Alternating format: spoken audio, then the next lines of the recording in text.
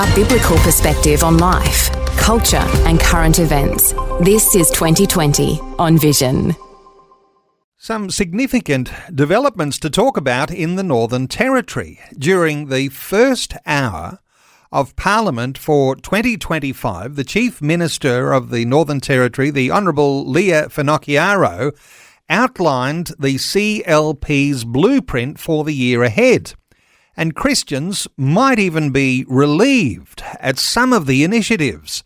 Nicholas Lay is the Northern Territory Director of the Australian Christian Lobby. He's back with us. Hey, Nicholas, welcome back to 2020.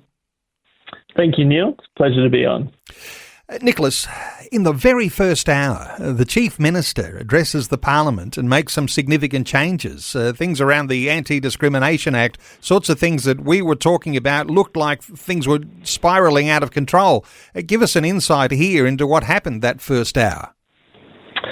Yeah, so it's a fantastic commitment by the new Chief Minister. And, the first hour of Parliament, pretty amazing. I guess laying her blueprint for 2025. So we always had that commitment, but I guess a matter of timing was always the question. And so she's laid that quite publicly down in Parliament, so we can expect that this year. So we're very excited about looking at draft legislation and eventually seeing that come through the NT Legislative Assembly. So it's a fantastic win for the NT. The deal isn't done yet, but certainly something to be excited about. So amendments to the Anti-Discrimination Act, and for listeners, appreciating the context here, religious schools, and we've been talking about this for years, their ability to be able to employ teachers of the same faith, signing off on the ethos of the school, and that's been under threat in so many states around Australia, but in the Northern Territory there's a commitment to give that ability for schools to make same faith teachers the priority. Yeah, so in the NT, just for, context for your listeners, it was in 2022 that I guess they removed the exemption for Christian schools to be able to hire Christian teachers. And at the time, there was quite a lot of public outcry from Christian schools and the church, in the NT particularly. I was talking to a government minister recently, and they were saying to me it was the first time that they'd seen the church really outspoken in the public forum, and so it was quite a unifying event for the church in that. But it also, demonstrated that this was quite an attack on Christian schools and freedom of religion and speech, and so they removed that exemption. Like I said, a lot of outcry, and at the time, we had a lovely peaceful prayer rally at Parliament House. I helped facilitate that one, and it was at that moment where Leah Finocchiaro, the opposition leader at the time, committed to repealing it. And so, like I said, we've had that commitment in the bag for a while, but fantastic that she's in 2025, first hour of Parliament, committed to bringing that in this year. So, again, there might be just a huge number of listeners who will be greatly encouraged to hear what you are saying, because this is a major initiative that she's undertaking here, and flies in the face of a lot of things that have been deteriorating for a long time. Is there a breath of fresh air under the new Chief Minister, given that there's a little bit more freedom there to be who you are? Yeah, certainly. Well, in that time, in 2022, we were feeling very defeated. The attacks were kind of constant, and it really is, like you say, a breath of fresh air. And it's really given us a bit of hope in this term of government, particularly in the NT, as to what can be achieved through this government, that they have been willing to listen to the Christian community, to hear their concerns and take them seriously, take them to the Legislative Assembly and act on them. What are you expecting for this term? Because it sounds to me like there's a real contrast between the new Chief Minister and the old. There's some sentiment that Labor wanted to tell Territorians what to say, when to say it and how to say it. That's sort of come to an end. Yeah, it certainly has. And I've noticed the change between the two governments. I mean, before the election, we had great communication with the CLP and some independents as well.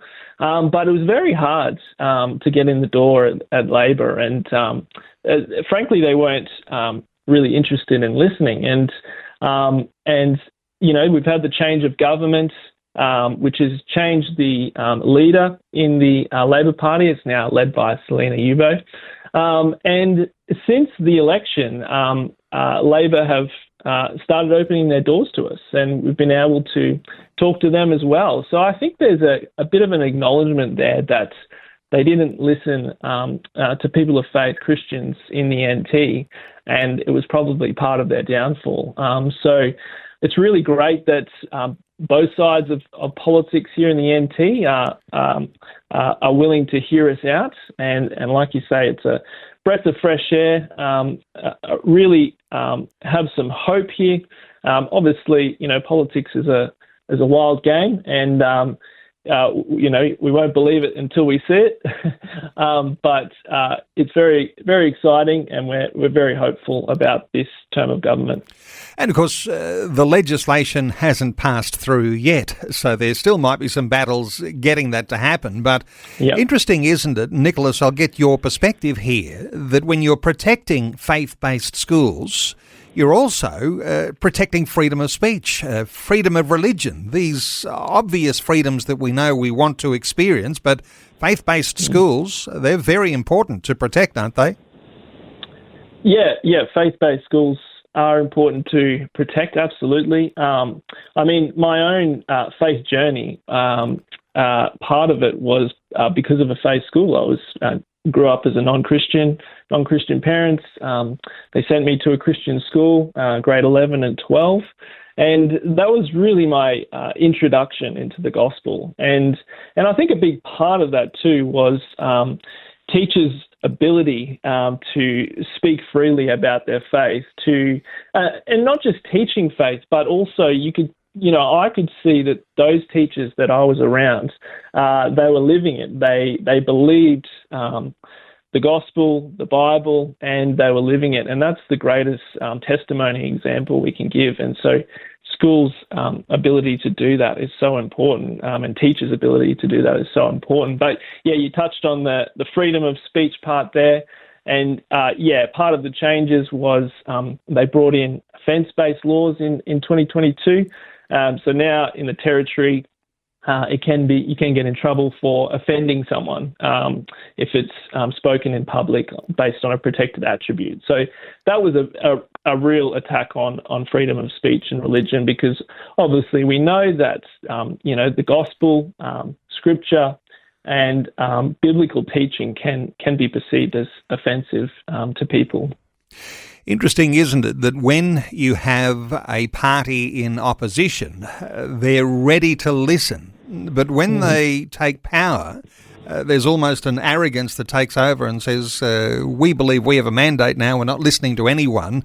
But it seems to be that Leah Finocchiaro had listened to the people, and including the Christian voices in there, and you said, they were actually thrilled that there was a clear Christian voice being spoken. That sort of shaping now then changes the way things might look for this next term of Parliament.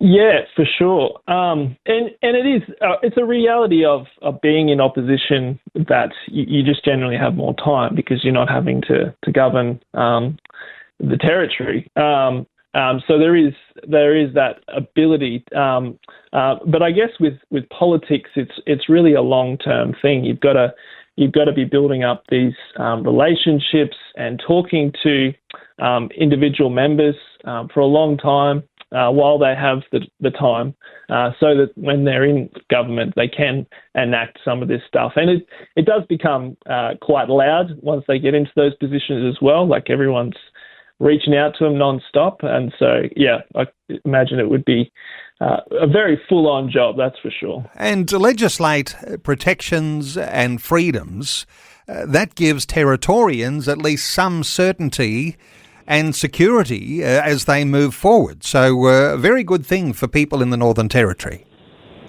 Yeah, very good indeed. It's great. I mean, Leah, part of their 2025 kind of thing was their words were action, certainty and security.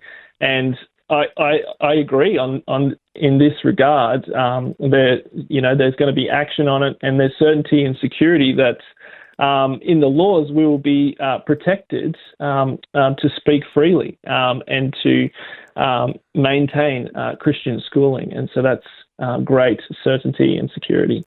Well, there's good news in that, although there's still those battles ahead as that legislation goes through the Northern Territory Parliament. But thanks for your update, Nicholas Lay, Northern Territory Director for the Australian Christian Lobby. You can connect with Nicholas through the Christian Lobby website, acl.org.au. Nicholas, thanks so much for the update today on 2020. Thank you for having me, and thanks for all that you do. God bless. Thanks for taking time to listen to this audio on demand from Vision Christian Media. To find out more about us, go to vision.org.au.